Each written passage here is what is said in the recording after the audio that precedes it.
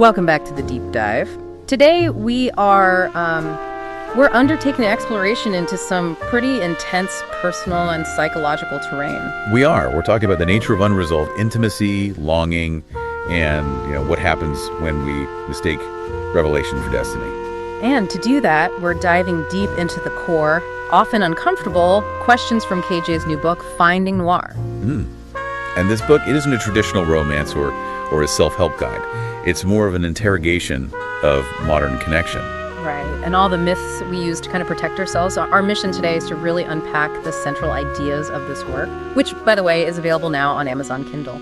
Yeah, and figure out what it means to look at love not as a comfort, but as a disruptive force. And that disruption, that's the hook, isn't it? That's the starting point. It is exactly the starting point. The book grounds itself in an incredibly familiar but also just devastating emotional moment. It's that quiet internal realization when you've been investing in something and you just know. Yeah. You know that nothing was going to happen. That phrase is it's brutal because it bypasses all the drama. Right. It's not the big goodbye. It's that slow, quiet violence of unanswered messages, right?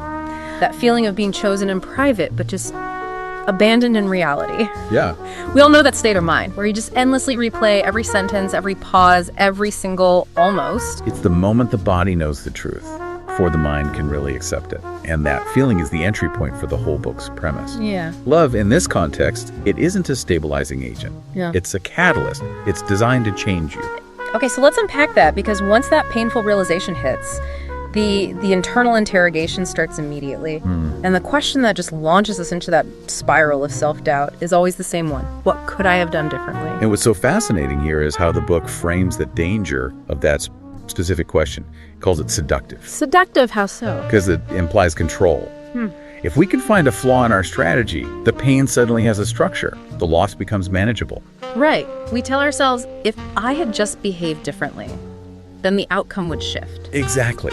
We start to micromanage our replies. We calculate distance. We try to optimize our suffering. Yeah, if only I'd been softer or braver or maybe less available or more intense. We're treating the whole thing like a chessboard, not a collision. That's it. And that's the fundamental critique the book offers. This whole mindset suggests that the failure was one of execution. Like if I'd just changed my tactics. Right. If you just stopped editing yourself for an outcome that, let's be honest, was probably never available in the first place. Okay, I see the intellectual argument, but I want to push back on that a little bit. Please. Because if the book is saying the outcome was never available, why is the most shocking truth it delivers this? Sometimes the only thing you could have done differently was leave the story earlier, before it taught you everything it came to teach. That's a powerful point. Isn't leaving earlier a form of intellectualizing the pain? You're avoiding the revelation, right? Precisely. If I stay long enough to learn the hard lesson, the one about my patterns, my needs, is the book then punishing me for learning it? Not punishing, no. Yeah. I think it's contextualizing. It's not about blame.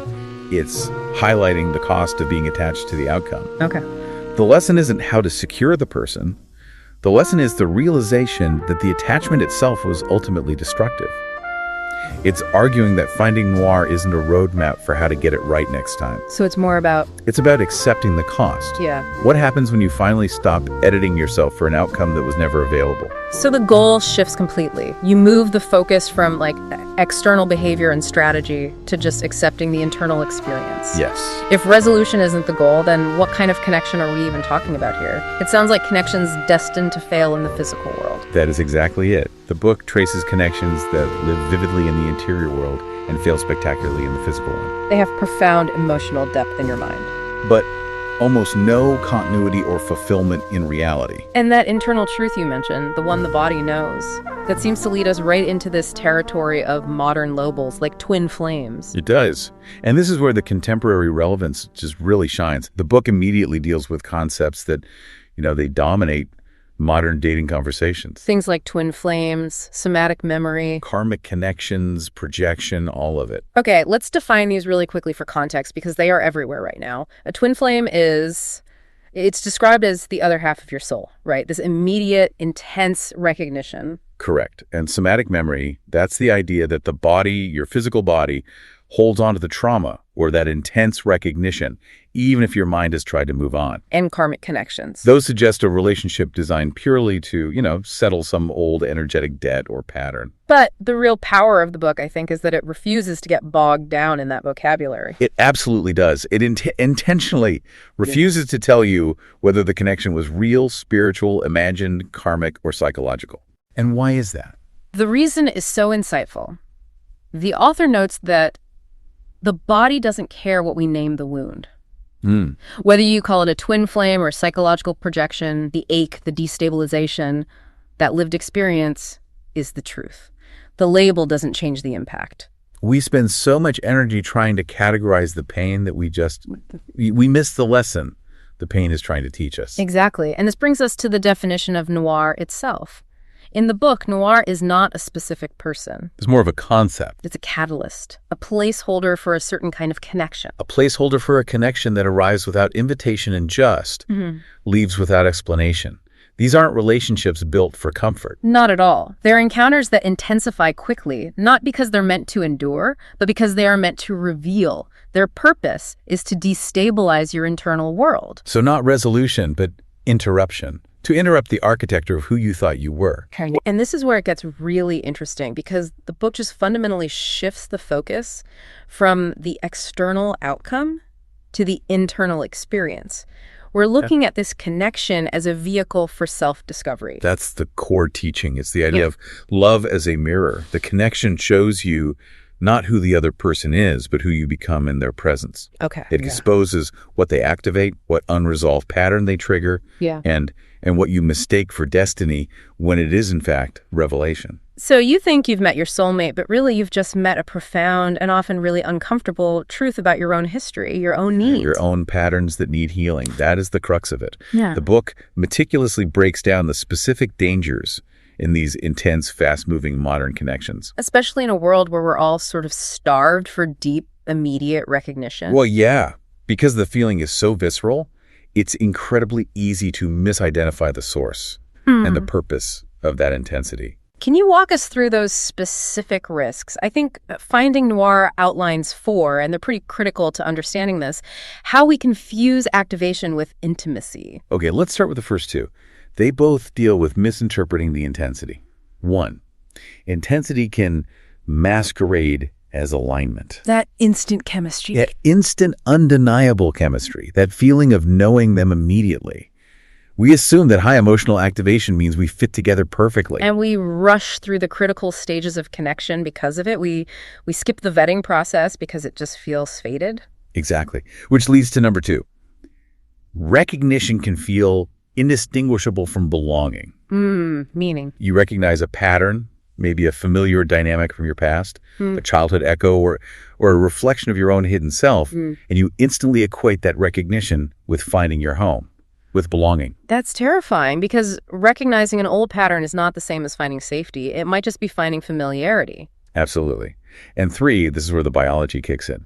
The nervous system confuses activation with intimacy. Because we're so starved for connection in modern life, that high alert state, the anxiety, the profound physical reaction, the anticipation, we misread that elevated, even anxious feeling as a profound connection. So when we talk about activation here, are we really just talking about being slightly panicked, but we're dressing it up as passion? In a way, yes. That feeling of always waiting for the next text, always on high alert. Your body's reading that high state of arousal, good or bad stress, as a sign of significance. When you are highly activated, you are paying extreme attention, and the mind equates extreme attention with extreme intimacy. But true intimacy actually requires safety and calm. Which these connections rarely provide, and that naturally leads to the 4th trap. Projection. Filling in the blanks. Projection fills in the gaps that reality doesn't. Because these connections often fail spectacularly in a physical, sustained world, we use our imagination to complete the story. We project the ideal partner, the perfect resolution, the destiny we want onto this placeholder. Often with traits the other person never even possessed or intended to embody.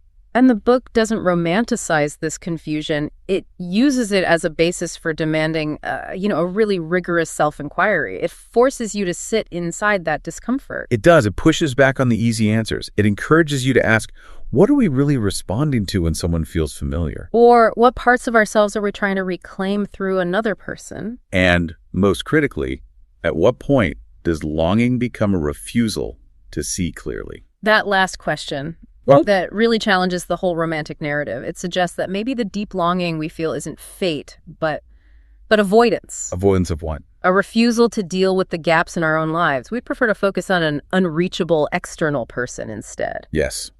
It traces how unhealed hunger can dress itself up as fate, or how longing can borrow spiritual language like twin flame to justify staying in a painful loop. But ultimately, the book brings us back to the purpose of the pain itself. It does.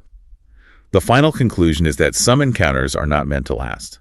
Their purpose is not companionship, but consciousness. They arrive to interrupt, to destabilize the entire architecture of who you think you are, so that something truer has a chance to emerge. They are necessary interruptions that force a self-reckoning.